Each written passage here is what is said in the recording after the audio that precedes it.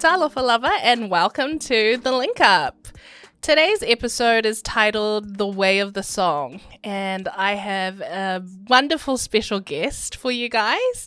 Her name is Mema Wilda, and she is the literal epitome of a punk rock Samoan princess. I am so excited to get into all things musical and singing with her, but we're also going to be talking about ADHD and dyslexia, which are some of the things she's had to navigate in her own life. So without further ado, welcome, Mema.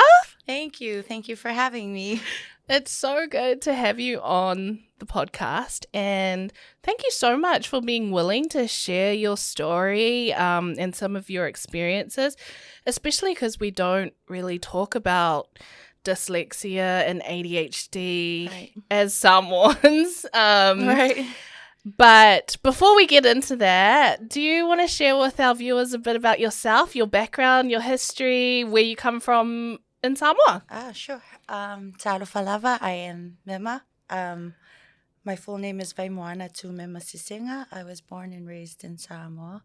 And I started pursuing music as a teenager, maybe around 17, 18.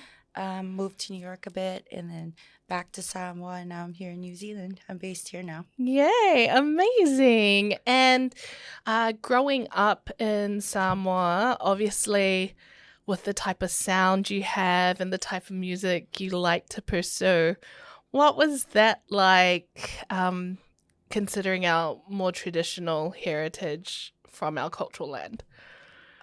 Music-wise, I think every Samoan is sort of like brought up in the church. So like music was always a part of life. You know, absolutely. It's almost mandatory to be a part of choirs and things like that, all a part of the church, of course. And we had certain radio stations in Samoa, and I think I was more influenced around the rock station because it was Rock FM. Yeah. That was all like thanks to Corey Kyle and like Radio Polynesia in Samoa. They were kind of the ones that sort of pushed out that type of music, and I was sort of influenced around there. Right. And yeah, I kind of grew up that way. Awesome. And before we get into more about your musical history, what was it like? Because I remember you telling me that you were diagnosed with ADHD and dyslexia later on in life. Yeah. So you had your light bulb moments a lot later of, oh, this is why I'm the way I am. Okay, this explains the energy. But what was it like growing up, not being diagnosed, coming from a family of academics? What was that like for you?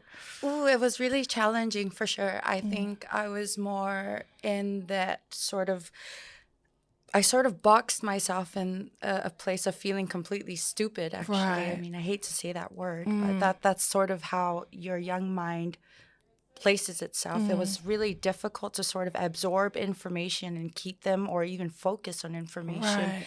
And all the while, you know, my parents would be like, it's not difficult. Every other child above you has done it. Like, what's so hard? And I'm like, I don't know. I'm trying. Right. And then like later on, I guess coming to New Zealand, I was like, something is not right. You know, I can't focus. I was trying so hard to figure out what was wrong. And then they were like, oh, well, you know, I had some counseling done. And all the while, you know, you're sort of venting to a counselor because they kind of expect you to talk about everything from scratch to kind of figure out what's up with you. Yeah. And all the while he was taking notes on, there was no subject in closure of our conversations. There was always, you know, ooh, what's that? Ooh, what's that? You know, easily distracted with things. And the information that was given to me, I twisted all the numbers backwards as to how I found out I was very dyslexic too.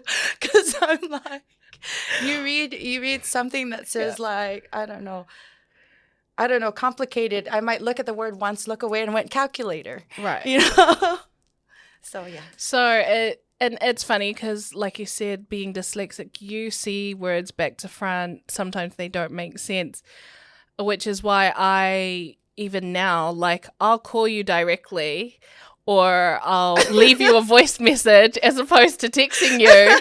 Because I don't want you to like have to read my messages, try to get through them for hours and be like, it's just a sentence. And I'm like, and I've discovered that's a lot easier because then I'll get a response. That definitely is one of the main reasons why I just barely ever respond to anything. Like I'll be like procrastinating that business. Like I'll jump in, read it, and I'll be like, I'll get to it later. And then like ADHD jumps in at the same time and procrastinates, you know, and every time I'm like, because it's speeding but doing nothing productive in the midst of it.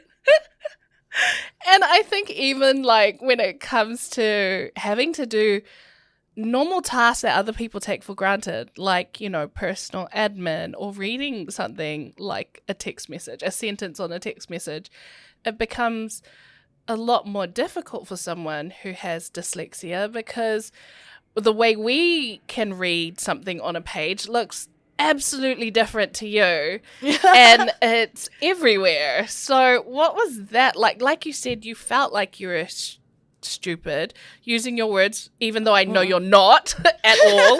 You're so bright and so intelligent and articulate. I love even your music. It's so poetic and metaphorical. So for me, I'm just like, you're not stupid at all. But I can understand growing up without having been diagnosed, not understanding. How did that make you feel? Ooh, well, yeah.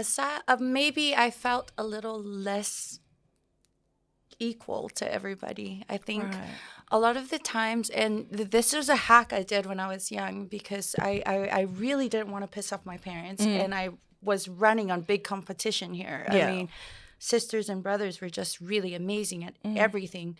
And I had this thing where I would turn all my textbook notes into music. Like I songed a whole science textbook and passed all of chemistry. I turned the whole, what was it?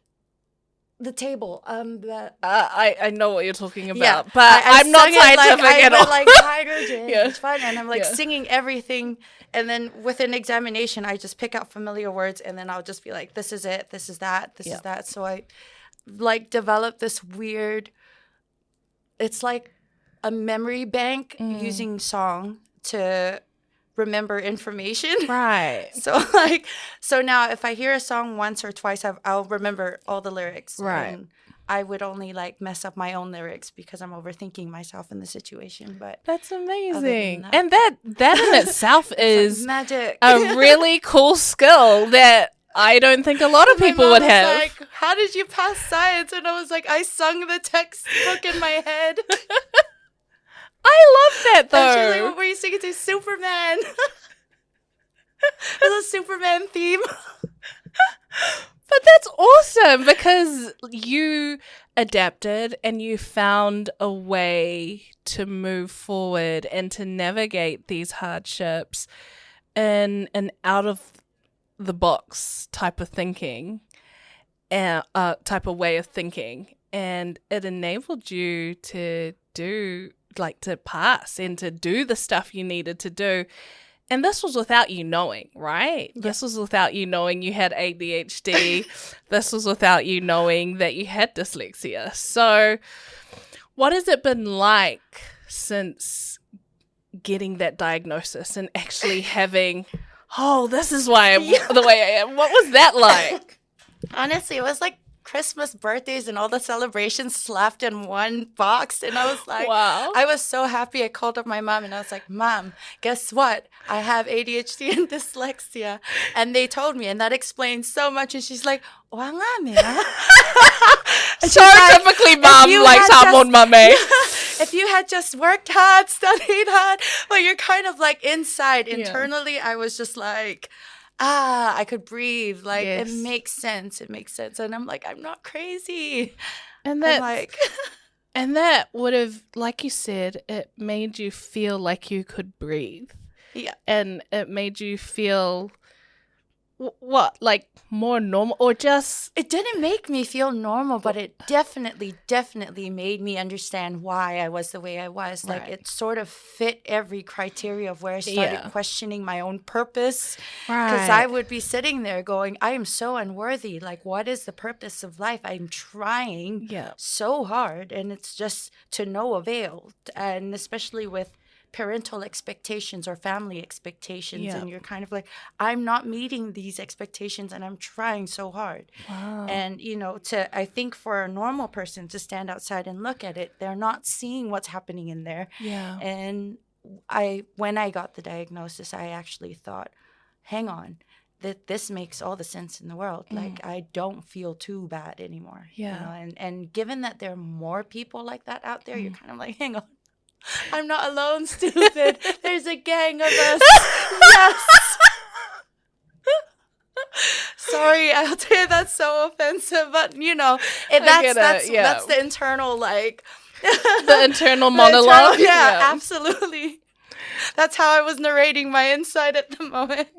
I felt less alone. And it helps. That's amazing. And I think even in, even your mum's reaction, like how normal is that for our Polynesian cultures, right? Where it's like, what is that? Like, or it's like, nah, you're just crazy. Yeah. And like, it's so easy for them to toss it out like that. Like there's a standard, and the standard is so high that I think a lot of kids in Samoa now are just running in this thought. Yes. What's wrong with me? I'm going crazy, because they're not being seen, they're not being diagnosed with these, mental illnesses, or however you may call it.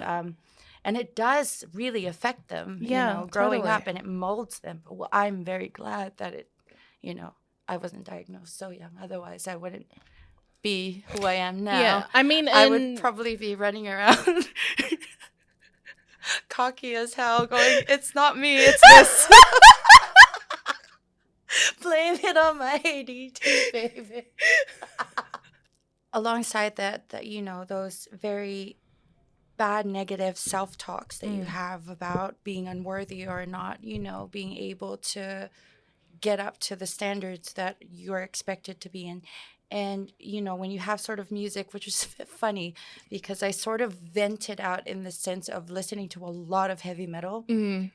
Like I couldn't express anger outside on a general basis, that I had to internalize a lot of things, but listening to a lot of metal just kind of was very therapeutic. For me. It wasn't even noisy at all. It kind of felt like, well, as my mom would say, Satan's music, or noisy. It's too noisy. Like anything noisy, Satan's music. And in my head, I love Jesus, but this is the only time I can quiet my mind. Is when the music is really, really loud. I could focus on every tiny detail amidst the noise, and it sort of quiets my mind. And I don't know. And I think, and then having to apply that to absorbing information was sort of the only way I could get by without feeling too like I can't do it, It was like, so music was definitely helpful. For sure. Totally. So since we're on this tangent of your music, let's talk about what that was like when you were younger and traveling for music, and how that became such a huge part of your life. Okay.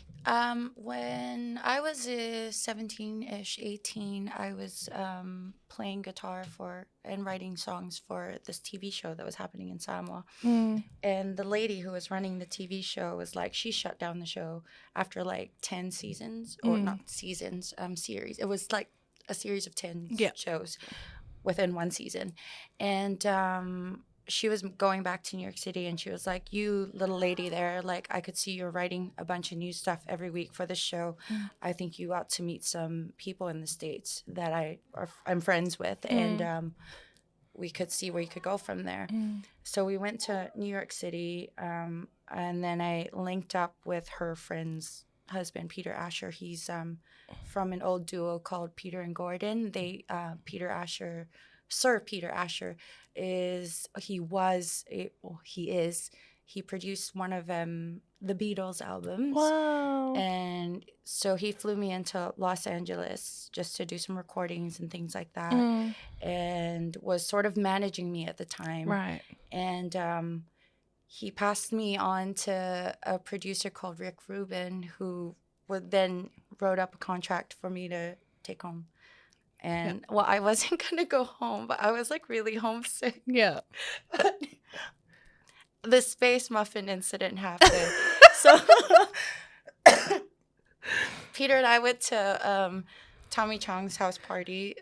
This is a man called Tommy Chong from a TV show called Cheech and Chong. Right. And they're quite popular for having to have cannabis on their show. Right. Like, you know, they're kind of all about it. And at their house, they were like serving these space muffins. Yeah. And when I was there, because I don't know what the music industry was like at the time, I didn't understand too much, but they did put me on a vegetarian diet, which is very foreign to a Samoan child. Yes. Barely ate my vegetables at home. You know, we had like all these nice like avocado, everything wasn't there. Yeah. And so now you're eating rabbit food. And I'm like eating like trees and things, and then like in this party, and I saw a tray of muffins, and I was like, ooh, muffins. Yeah. I took 3 of those muffins, gobbled them down before my manager could see me. So, and you had no idea what a space muffin was. It tasted funny, and I was like, it's probably vegetarian, but it's chocolate, so I'm down. I'm good. And then, like, maybe an hour or so later, like, it took a little while. Like, I had a jam. I just sort of mingled with everybody, and then, like, it hit me, and it hit me really strong. And it was like this huge wave that just smacked. Yeah. And this beautiful lady that was standing there suddenly looked really funny. Like, there was nothing funny about her. She was definitely very gorgeous. Yeah. And just my head created funny scenarios about, you know, her breaking a heel, or just, you know, just her doing something funny. And this is you being under the influence when the of cannabis this hit. Cannabis space muffin. When the space muffin that you had no idea what it was at the time. And I was laughing so hard. But you know when you're laughing so hard and not knowing why, that awareness hit my head, and I started to cry and laugh at the same time. Right. But it was like a horrible laugh, a laugh that I couldn't get rid of. Yeah. And, you know, first instinct was call dad. Yeah. I need to call my dad. Something is wrong. I ran outside and I called my dad, and I was like, Dad, something is wrong with me. I don't know what is wrong with me. And crying at the same time. And he was like, did you drink anything? I was like, no, I didn't. And he's like, did you eat anything? I ate muffins. And then he was like, it's probably that. And he was very, of course, every father at that time was like red alert, get home ASAP, you know, and halfway across the world.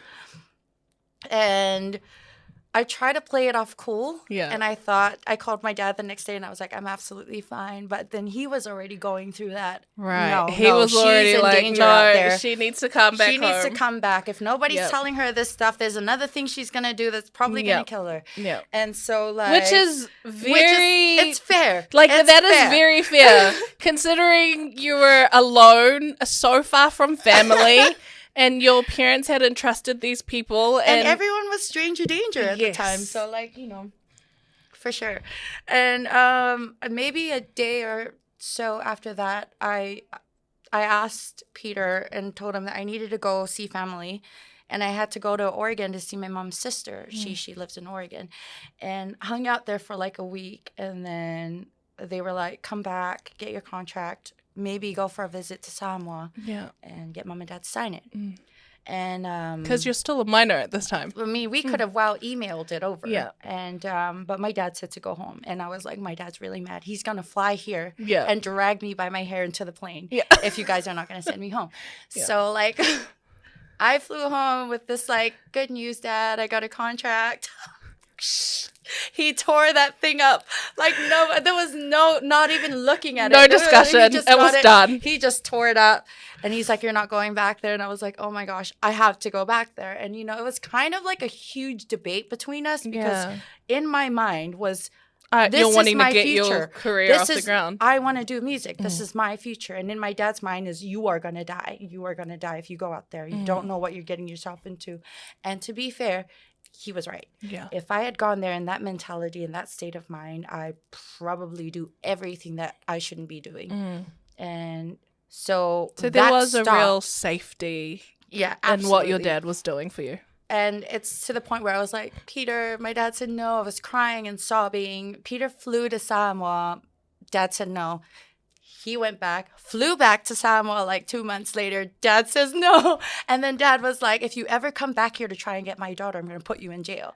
And Peter was like, okay, this it's pretty clear that he doesn't want you to be doing this. And he just kind of just left it be as it was. And then I was really sad and depressed about it. But I was like, why am I not of age? You know, but that's, I think, trust your parents when they tell you what's good for you. Yeah, absolutely. Especially when you're at that age where you make drastic decisions. And so, like, I think 10 years down the road and then moving here in New Zealand, I thought I should probably do it again. Yeah, get back into music again. I need a job anyway. Yeah. And I was like, and I like doing this, and people just casually do it. So I'm like, I'll go do it. Yeah. Again. At least this time I'm of age. And I could decide for myself. Yeah, fair. And so here we are. Yay. And rolling with it again.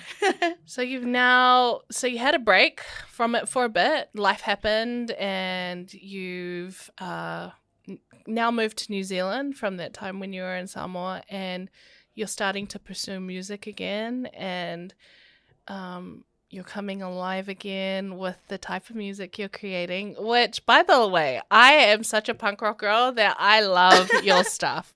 I love it so much. I have been listening to your track on repeat over the weekend because it's such a vibe. It's such a bop. Oh, you're awesome. Thank you. But I definitely want to delve into what it's been like for you as an adult coming back to this thing that you really love, coming back into music, also now knowing that you are dyslexic and ADHD.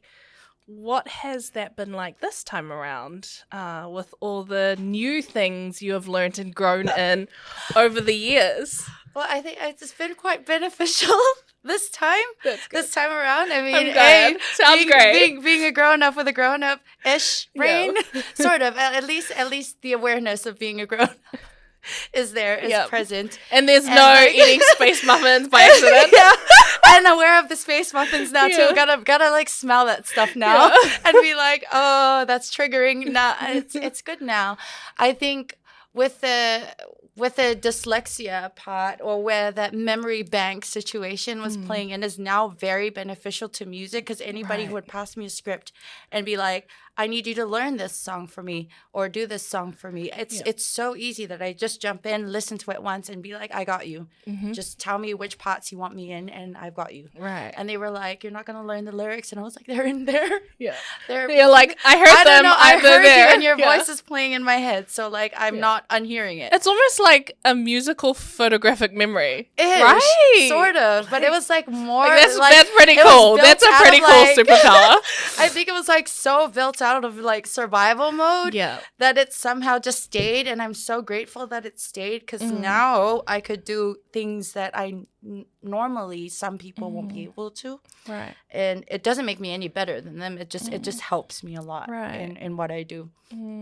And with my ADHD, I suppose that's where your weird plays an authentic role in the music industry, because everybody's got their own quirks. Yeah. And I'm not trying to sit there and be normal anymore with anybody. I'm like staring at a human being for a serious conversation and seriously spaced out somewhere.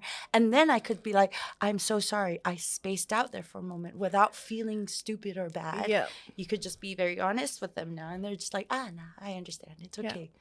So I think knowing these things kind of help you navigate honestly around people. Right. So they're not sitting there thinking she's a snob or she's rude or anything, because now you have an explanation for why you tend to space out. You don't mean to be mean. Sometimes it just presents itself that way. And it's good to be aware of it and just be like, I'm sorry. I've missed out on it all. Speaking of missing out, I was just listening to some there was a music speaking thing that I was in, Yeah. and like literally fell asleep in the, I don't know, smack like right in the middle of it. I fell asleep on my chair. I couldn't focus. Yeah. But I did have my recorder on, so like Yeah. it's good to be aware of these Yeah. things. That is good. And I mean, I'm like, at least you know, like, and you have put in processes and things to enable you to work with it. I know even when we have conversations and you're like, I'm sorry, I'm not here. And I'm like, all good. And I just, like, I'll wait until you come back, or I'll just keep talking and then you'll pick up on where we are.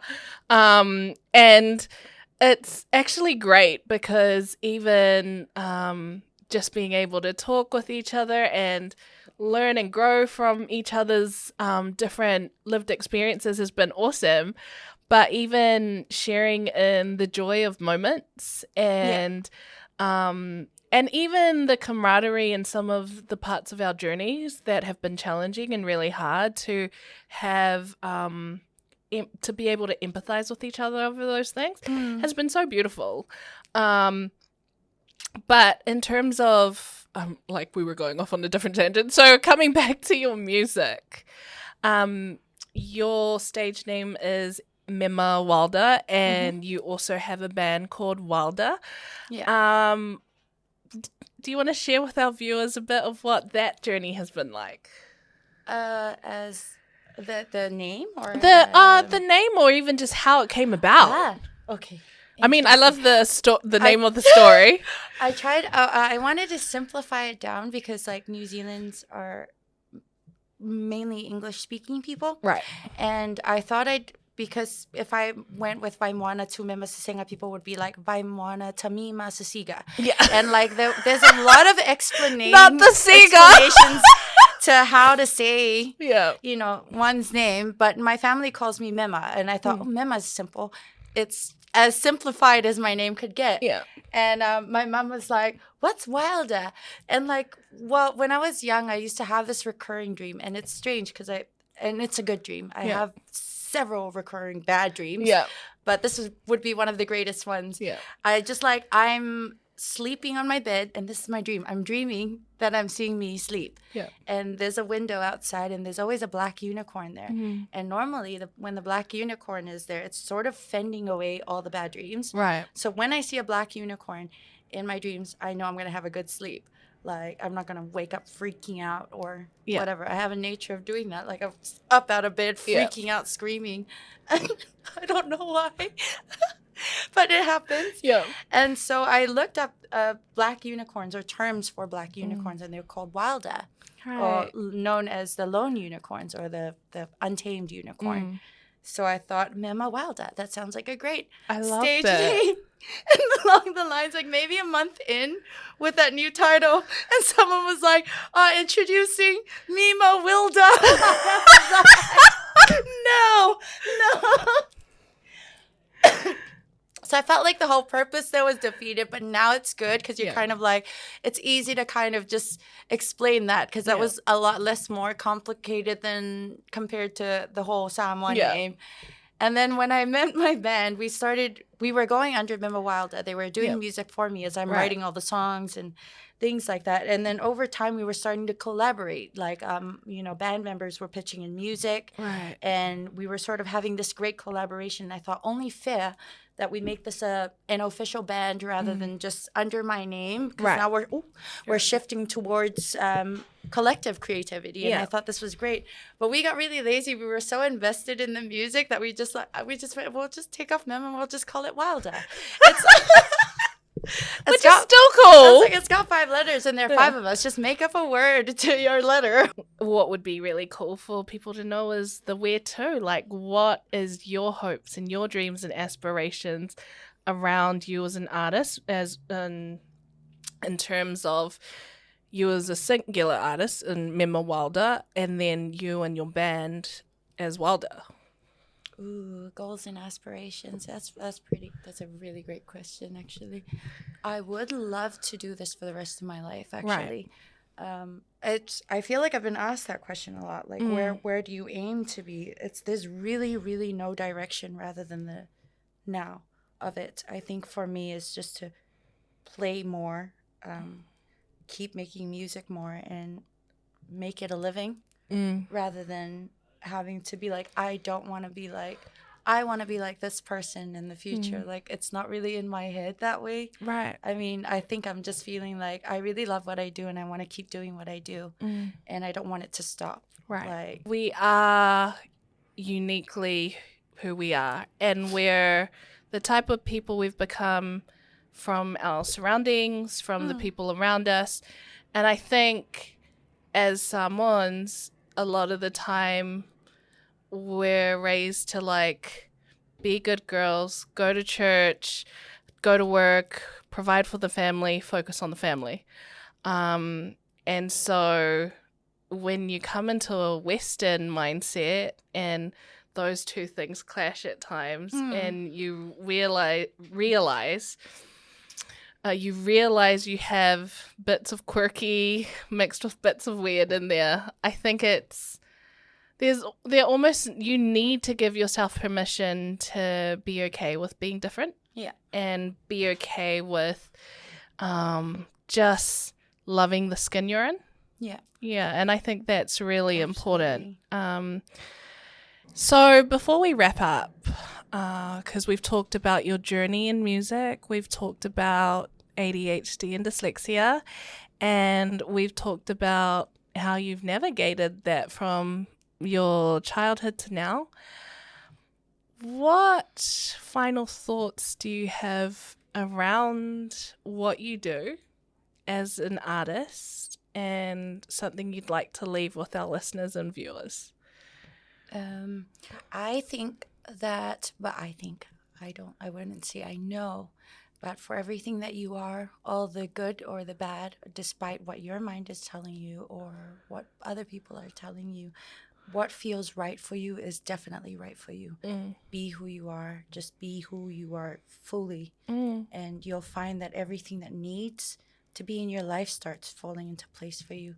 And it's weird because it's just a very scary faith operation type situation. But if you learn to just have faith in the unknown and just roll with it, I mean, what's the worst that could happen?